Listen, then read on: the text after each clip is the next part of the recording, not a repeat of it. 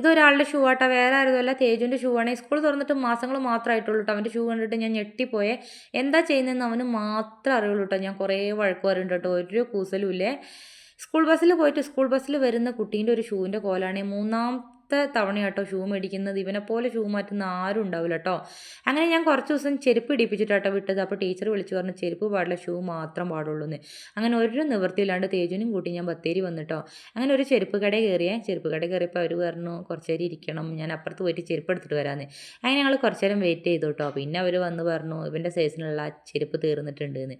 അങ്ങനെ ഞങ്ങൾ നേരെ ഇറങ്ങി നടന്ന് അപ്പുറത്തെ ഷോപ്പിലേക്ക് കയറി കേട്ടോ. അപ്പുറത്തെ ഷോപ്പിൽ കയറിയപ്പോഴും ഇതേ തിരച്ചിലായിരുന്നേ. അവിടെയും ചെരുപ്പില്ല കേട്ടോ. പിന്നെ വന്നതല്ലേ, അവനെ മുടി വെട്ടിച്ചിട്ട് കൊണ്ടുപോകാമെന്ന് വിചാരിച്ചു കേട്ടോ. മുടി വെട്ടിയിട്ട് കുറേ നാളായിട്ട് വളർന്ന് നിൽക്കുകയാണ്. അങ്ങനെ നേരെ മുടി വെട്ടാനിരുത്തി കേട്ടോ. പിന്നെ ഞാൻ കുറച്ച് നേരം പുറത്ത് ഇങ്ങനെ ഇരുന്നേ. അത് കഴിഞ്ഞിട്ട് മുടിയൊക്കെ വെട്ടിയിട്ടോ. ഇതാണ് കേട്ടോ മുടി വെട്ടിൻ്റെ സ്റ്റൈല്. ഇങ്ങനെ കേട്ടോ അവർ സ്കൂളിൽ വെട്ടാൻ പാടുള്ളൂ.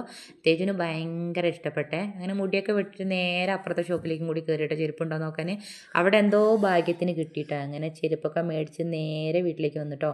അപ്പോൾ അത്രയേ ഉള്ളൂ. അടുത്ത വീഡിയോയുമായി കാണാം. വീഡിയോ ഇഷ്ടപ്പെട്ടാൽ ലൈക്കും സബ്സ്ക്രൈബും ചെയ്യാൻ മറക്കല്ലേ.